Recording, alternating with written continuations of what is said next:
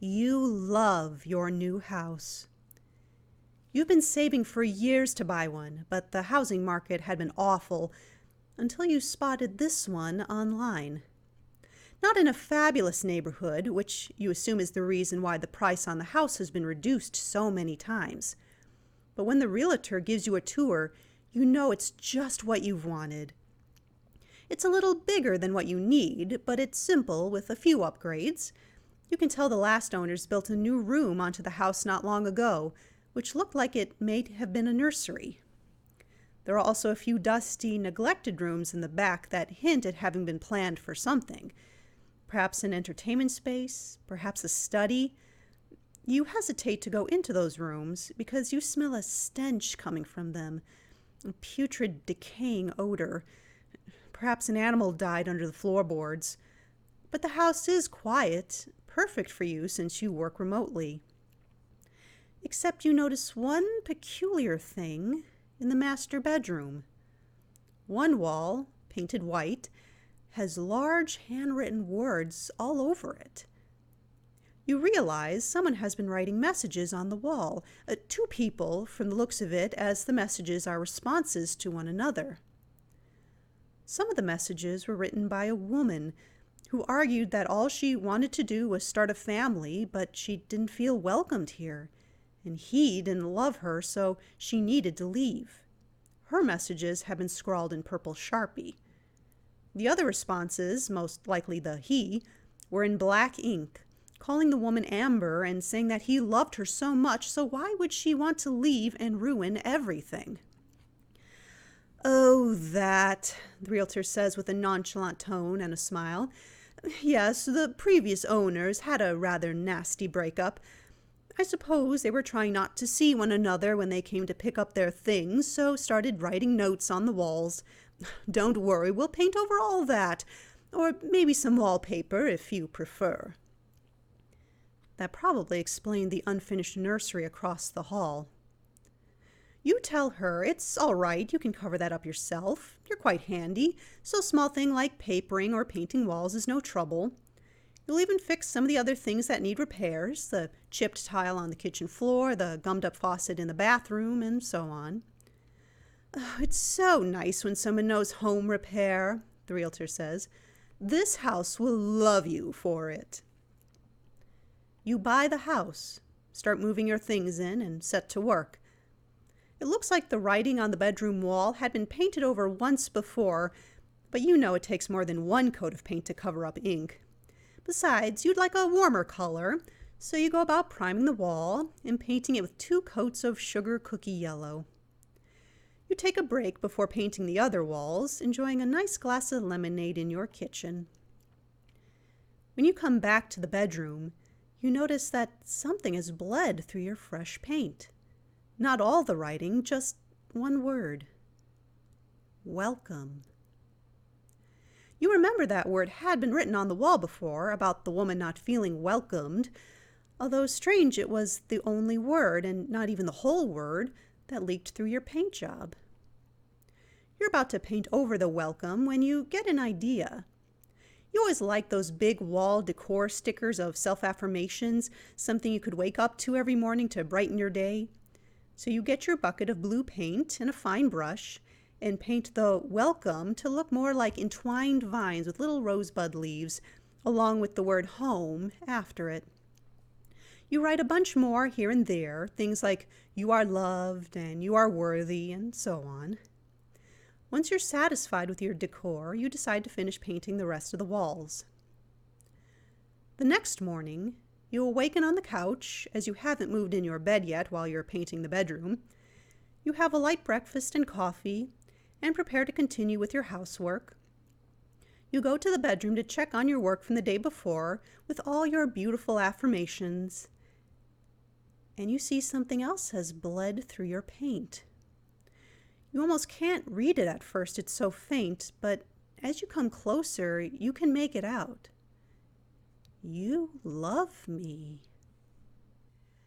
Now you remember the words, "You don't love me," were on the wall before, so again, there was some explanation, however odd it was that only those 3 words were appearing.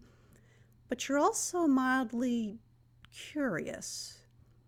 There seems to be something intentional to which words are bleeding through your wall. You get your paintbrush and write in very fine, small letters, "Who are you?" You stand there for a while, expecting a magical, maybe spiritual response to appear on the wall, but nothing happens. Maybe it won't work while you're watching. You leave the room, going on about other little repairs in the kitchen, but it's more to kill time. You keep checking back into the bedroom every once in a while, but nothing has changed. Oh well, you figure, maybe I am just making it all up. Before you go to bed that night, you check the wall one more time. And there it is, another string of words. But these ones are thicker, a little larger, as if they wanted to make sure you didn't miss them.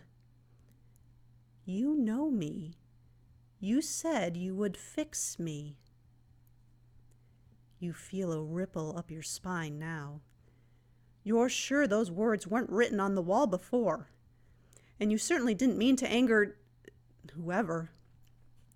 But a small part of you is still saying, "No, this is all in your mind. Those words had to have been on the wall before." But you pick up your brush and paint a quick response. "What is your name?" You wait again, although this time you're not sure if you want an answer. When you wait an hour with no response, you wonder if this entity doesn't want to tell you its name. Then something occurs to you. You write again, "Are you Amber?" Slowly, a black, inky scrawl leaks through the paint. "She's here too." You're beginning to think you need to leave, but more scrawl bleeds through. "I'll make everything all better for all of us." You take a moment to convince yourself you must have fallen asleep on the couch and you're dreaming this, but your flight response is wide awake. You turn and leave the bedroom and notice that the door to the nursery across the hall is open. And on the wall of the nursery, in huge, unmistakable purple lettering, is the word, "Run." You do. You run, not grabbing anything, not trying to rationalize what's going on anymore. But as you run, the hallway shrinks, as if you've misjudged the perspective. Rather than a long passage, it's a short sprint to a tight, doll-sized exit you can't fit through. The walls press inwards, like they're inhaling deeply, and suddenly everything around you, even you're infested, like billions of scrambling ants with letters, just 2 letters over and over. N-O. No, no, no, no, no, no, no, no, no, no, no, no, no. There are no doors. There is no hall. Just nothing, except for the whisper. Whispers. Unspoken, but you feel them seep into you, become you, echoing in a loop until it all goes quiet. A few weeks later, you can hear the front door unlock and open. You hear the voice of the realtor and 2 other voices. After a few minutes, the door swings open and the realtor and her guests, a young couple, maybe in their 20s, step into you. "Well, this room looks brand new," the man of the couple says. And what a sunny color! The woman beside him smiles at your yellow walls. Yes, this is the most recent addition, the realtor says. The previous owner worked from home, so built on this home office. A home office and a nursery? That's perfect, the woman coos. We can work from home when the baby comes. You want to write something on the walls, a warning, but the house won't allow you to. You'll have to wait for it to be distracted like Amber did, if it gets distracted again.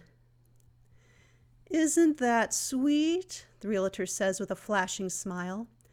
What a lovely family to make this house a true home. The house will love you for that.